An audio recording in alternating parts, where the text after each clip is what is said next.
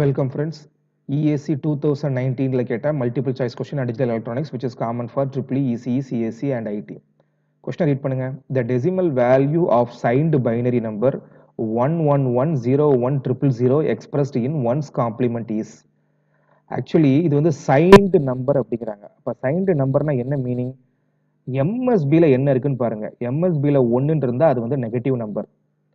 Option A negative, C negative, B negative, D negative. Okay fine. அப்போ நம்ம ஒரு முடிவுக்கு வர முடியாது. அப்போ சைன்டு நம்பரில் எம்எஸ்பியில் 1 இருந்தால் நெகட்டிவ் நம்பர், 0 இருந்தால் பாசிட்டிவ் நம்பர். அப்போ 1 1 1 0 1 0 0 0. அப்போ இதை வந்து நீங்கள் டிஸ்டர்பே பண்ணக்கூடாது. ஏன்? அது எதை ரெப்ரசென்ட் பண்ணுது? நெகட்டிவ் நம்பராக ரெப்ரசென்ட் பண்ணுது. வேற என்ன கொடுத்துருக்காங்க? Expressed in one's complement form. ஒன்ஸ்னா என்ன? ஜீரோஸை ஃபுல்லாக ஒன் ஆக்கணும், ஒன்னை ஃபுல்லாக ஜீரோ ஆக்கணும். இந்த ஒன்னை அப்படியே மெயின்டைன் பண்ணுங்க, அதை தொட்டுறாதீங்க. சரிங்களா? சரி, ஓகே ஃபைன். அப்போ 0 0. இந்த 1 0வா மாத்திட்டேன், இந்த 1 0வா மாத்திட்டேன், இந்த 0 1ஆ மாத்தணும், அடுத்து 1 0வா மாத்தணும், 1 1 1. சரி ரைட் ஓகே.